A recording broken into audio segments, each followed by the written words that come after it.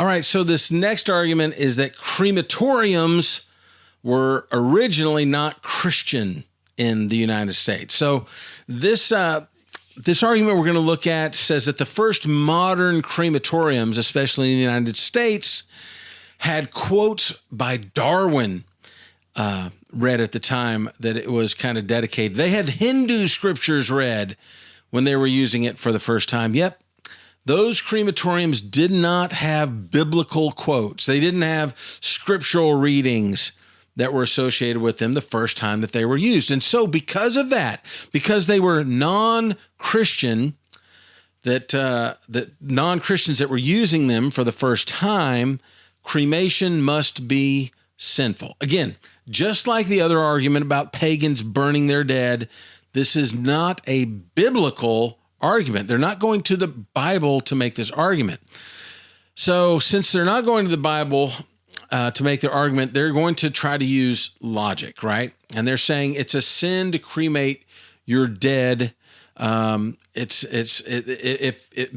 the first time it was used in the USA, it was used by a pagan. If a pagan did it first, it must be sinful. Again, it's guilt by association. If that's your argument, that because the first crematoriums were not Christian, then they're wrong, that's a really poor argument. Let's look at a guy named William. This is in rebuttal to the argument that says that if something was associated with a non-Christian, then it has to be sinful, and it has to be associated with a Christian for it to be okay and approved. It's crazy. Let's look at this guy named William Shockley. He's the co-inventor of the transistor. He was an atheist. So since the co-inventor of the transistor was an atheist, are you going to go and destroy all of your electronic equipment now because the inventor was not Christian? I don't think so. What about Frank Whittle? He was involved in the invention of jet propulsion. Again, an atheist. Are you going to no longer fly in airplanes because an atheist was at the forefront of that science? Let's actually cut this a little closer to home, at least for me. India, definitely a pagan country, right? That's where granulated sugar came from. That's the norm there. That's where granulated sugar was first. Are you going to not use granulated sugar for the rest of your life because a pagan culture had it first? Must be sinful, right? Well, if that's what you're saying, then go on ahead and carry it all the way through. Don't just say, I'm only going to use this for burial and cremation, right? Because if that's your argument, then you don't have an argument. But the fact is, that is their argument.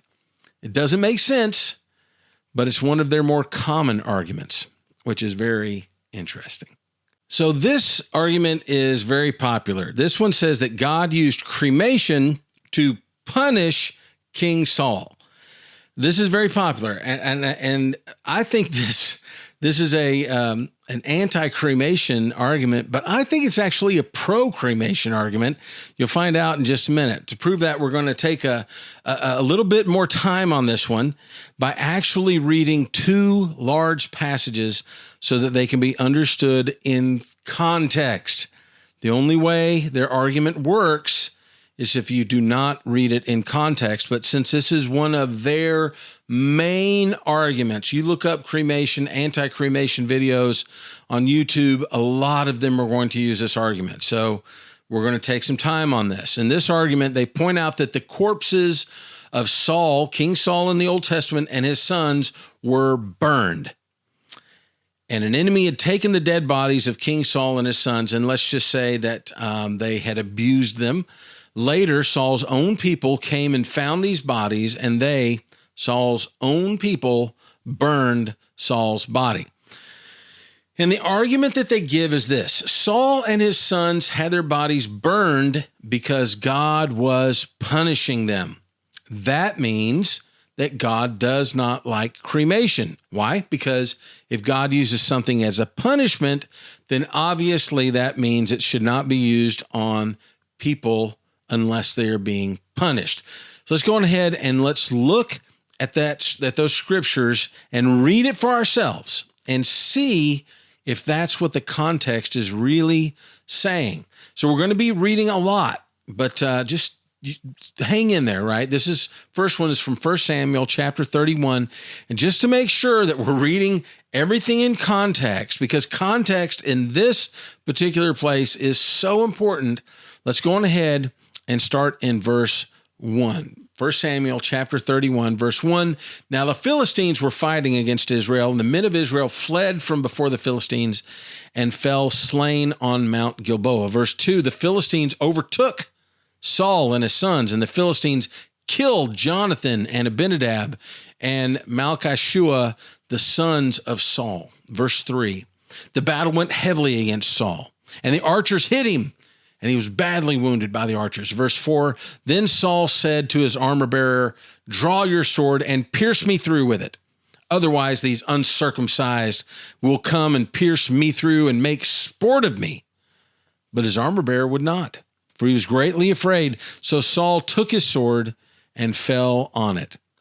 Verse 5, when his armor-bearer saw that Saul was dead, he also fell on his sword and died with him. Verse 6, thus Saul died with his 3 sons, his armor-bearer, and all his men on that day together. Verse 7, this is important, when the men of Israel who were on the other side of the valley, with those who were beyond the Jordan, saw that the men of Israel had fled and that Saul and his sons were dead, they abandoned the cities and fled. And then the Philistines came and lived in them. Verse 8, and it came about on the next day when the Philistines came to strip the slain, that they found Saul and his 3 sons fallen on Mount Gilboa. Verse 9, they cut off his head and stripped off his weapons and sent them throughout the lands of the Philistines to carry the good news to the house of their idols and their people. Verse 10, and they put his weapons in the temple of Asherah, and they fastened his body to the wall of Bethshan. Verse 11, now when the inhabitants of Jabesh Gilead, this is the most important part, when the inhabitants of Jabesh Gilead heard what the Philistines had done to Saul, verse 12, all the valiant men rose and walked all night and took the body of Saul and the bodies of his sons from the wall of Bethshan, and they came to Jabesh and burned them there.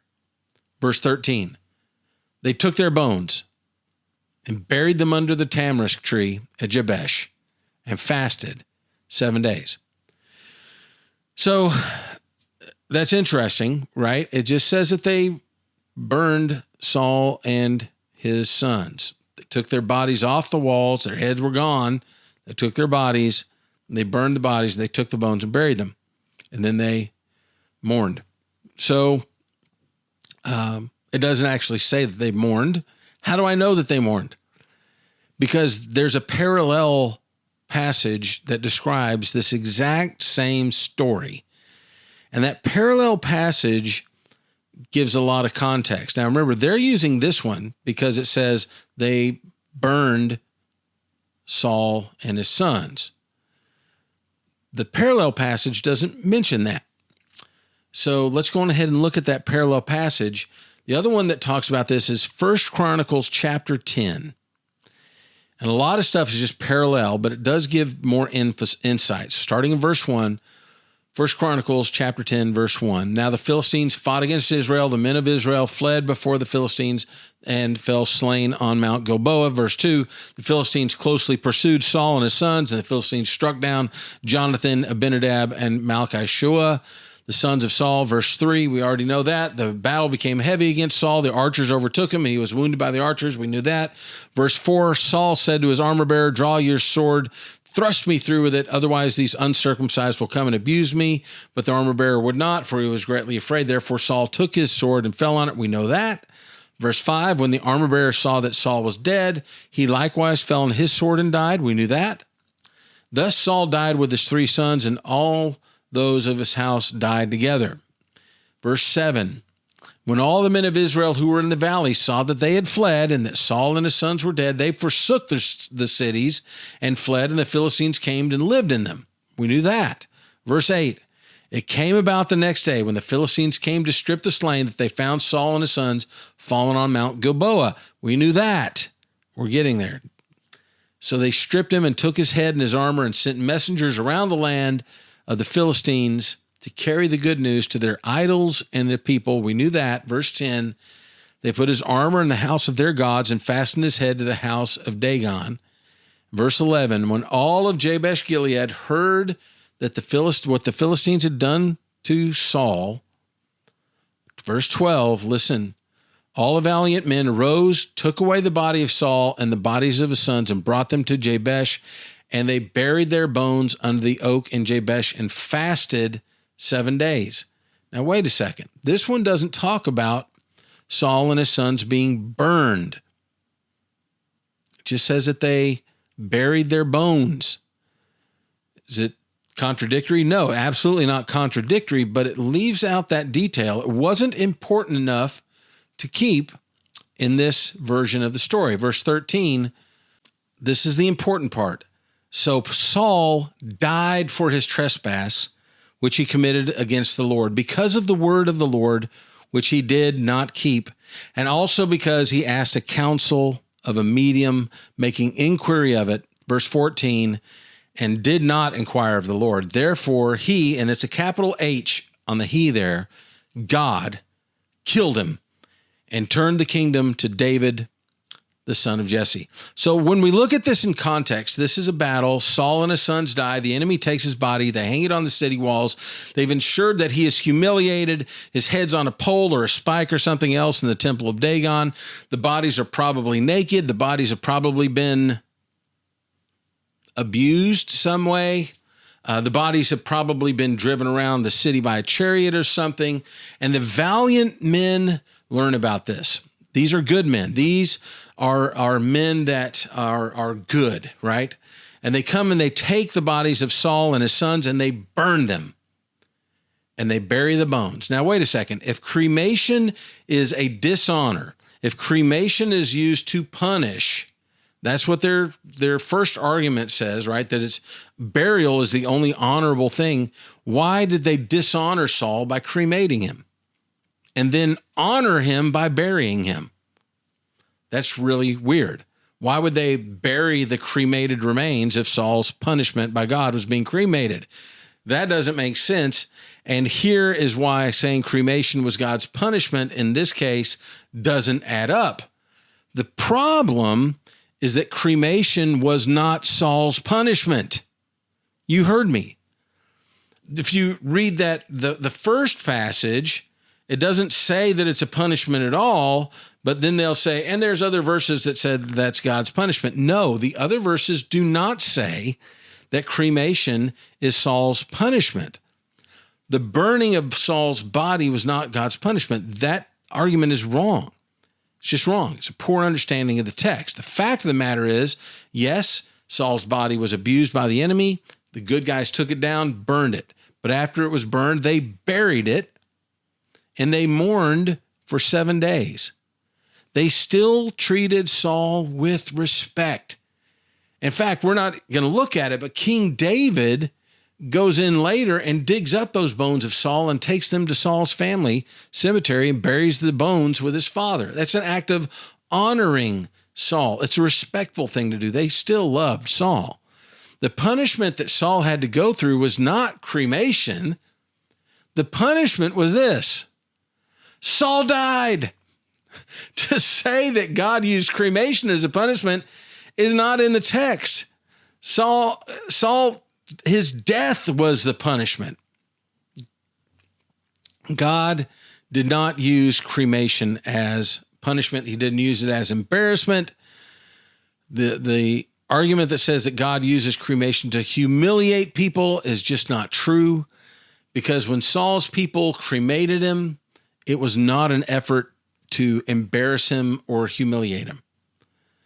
That was an act that was very respectful. It was a way to treat Saul's body with respect. They couldn't take his corpse with them or his bones, so as a way to ensure that he wasn't dug up and abused again, they decided to cremate him. Now, I don't know if they did it under the dead of night, because remember, the Philistines are now occupying these cities. So it would be noticed if the king of the enemy was taken down off the wall, right?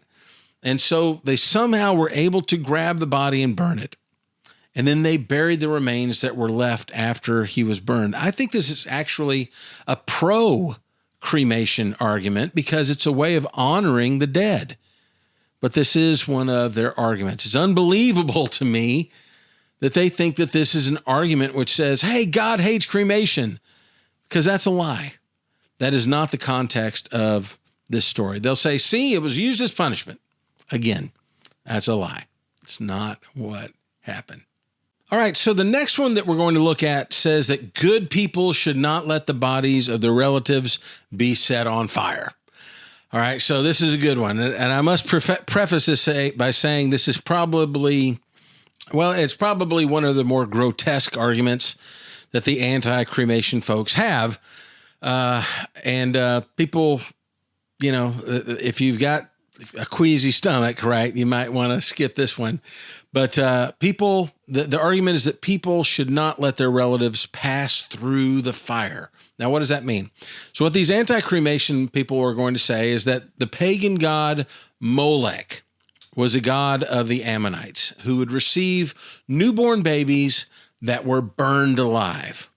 Let's look at this verse. This is from Jeremiah chapter 32, verse 31. It says, indeed, this city has been to me a provocation of my anger and my wrath from the day that they built it, even to this day, so that it should be removed from before my face. Verse 32, because of all the evil of the sons of Israel and the sons of Judah, which they have done to provoke me to anger, they, their kings, their leaders, their priests, their prophets, the men of Judah, the inhabitants of Jerusalem. Verse 33, they have turned their back to me and not their face, though I taught them, teaching again and again that they would not listen and receive instruction. Verse 34, but they put their detestable things in the house, which is called by my name, to defile it. Verse 35, they built the high places of Baal.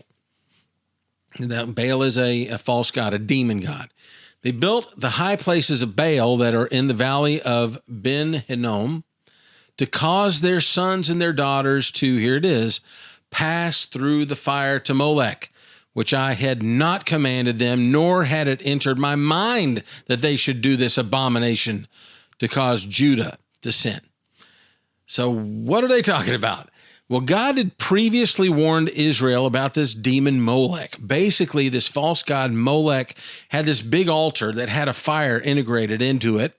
And the people that worship Molech actually offered human sacrifices, human beings, children, babies, to Molech. These children, these babies were burned alive as part of this offering to the demon god Molech. It talks about it even more in Leviticus. Let's go ahead and look there for just a second. It's going to be in Leviticus chapter 20, verses 1 through 5. The Lord spoke to Moses, saying, you shall also say to the sons of Israel, any man from the sons of Israel or from the alien sojourning in Israel that give any of his offspring to Molech shall surely be put to death. The people of the land shall stone him with stones. Verse 3, I will also set my face against that man and will cut him off from among his people because he has given some of his offspring to Molech. That's what he's talking about. They're offering their babies to die as a sacrifice to this demon god. Let's continue. So as to defile my sanctuary and to profane my holy name. Verse 4, if the people of the land, however, should ever disregard that man when he gives any of his offspring to Molech, so as to not put him to death, this is what he's saying. If somebody did that and then y'all don't do something about it, verse 5, then I myself will set my face against that man and against his family, and I will cut off from among their people both him and all those who play the harlot after him by playing the harlot after Molech. Obviously, God detests this false demon god Molech, and he does not like what the Israelites were doing. Not only were they enduring the practices of other nations who worshiped Molech, they themselves were engaging in those practices. They were offering their own children to be burned alive to Molech. God was very, very specific regarding that. He even said so in Leviticus chapter 18, verse 21, you shall not give any of your offspring to offer them to Molech nor shall you profane the name of your God. I'm the Lord. Now, what in the world does that have to do with cremation? Well, let's talk about it for a minute. Basically, you have a physical body that's going through a fire, and that is what the anti-cremation people will say. God doesn't like offerings to Molech, so when a dead body is cremated, it's the same thing. Well, the simplest response to that horrible argument is this: no, that's not the same thing. That is not what cremation looks like in any way, shape, or form. First, they're using human babies, human children who were alive. They felt every bit of those flames. Cremation is not like that. Second, this is the murder of an innocent child, the murder of an innocent baby. Cremation isn't murdering anyone. They're already dead. So it's not like that. And third, this is the worship of a false demon god. Cremation is not worshiping Molech or any other god. Cremation is simply getting rid of the remains of a human body in a very quick and efficient way. So again, this is simply an argument used by someone grabbing every text that they can to prove a point. The more saucy the text, the more gruesome the text, the better to prove their point. And just because people use a text that's awful doesn't mean that that text is applicable. So please remember that we've got to look for God's points on this. God's point was that you shouldn't be worshiping a false god. You shouldn't be offering your children to a false demon god. And certainly burning them to death is not what God wants either. Okay, so the next argument is that you must be a humanist if you are okay with cremation. So this one's interesting. It's that humanism is what made cremation acceptable. So in order to come up with this argument, someone was not able to prove that from the Bible that there's a problem with cremation. So they did some research on the history of cremation, and they were able to tie the popularization of cremation to some people who were not Christians. So their conclusion is this: if you're okay with cremating somebody, then you must endorse those non-Christians that made it popular, and you must be a non-Christian too. That's their argument. And they'll point out that the modern acceptance of cremation is a direct result of humanism. They'll say that for over 1,000 years, cremation was almost unheard of in Europe, and it only became popular again when humanism, or the rejection of God and the glorification of human intellect, came into acceptance by the world today. And so with that argument, they will say that if you accept cremation, then basically you're accepting humanism. So let's be clear about this allegation. If you accept cremation as an option, then you are also accepting a humanist approach to life. And you must be anti-God, anti-Jesus, anti-New Testament, anti-Bible, anti-Christian, and you are even anti-Christ. Because cremation didn't become popular until humanism became popular. So with that correlation, you must be a humanist if you accept cremation. That's their argument. I'm not sure exactly how to address that other than saying that this is my response. It's true. It is absolutely true that burial was far and wide the accepted form of disposal of a dead body for a millennium or more. That's a fact. I'm not arguing that at all, but that doesn't mean that an alternative way of disposing of the dead is sinful. It certainly doesn't mean that it's unacceptable. And it absolutely does not mean that it's not even an option. What it does mean is this: that argument that they use about humanism is not an argument from the Bible. That's a straw man argument. They're setting up a correlation between humanism and being sinful. So anything that came because of humanism must also be sinful. It's saying that because burial was the tradition for a very long time, anything that goes against that tradition must be wrong. Well, that doesn't win the argument. Doesn't win the argument. What kind of argument this is, well, look at the Bible and the traditions in the Bible. This will make it even. if breaking tradition is sinful, then if you're a man and you don't have a beard, you must be sinning, because most of the men in the Bible had beards. It was their culture. If you're looking at tradition, if you're looking at culture, then, and you say anything that's a move away from that is a sin, then you better be wearing sandals. That's what they wore in the Bible. You better, whether you're a man or a woman, for all intents and purposes, be wearing a dress, because that's what the culture was in the Bible.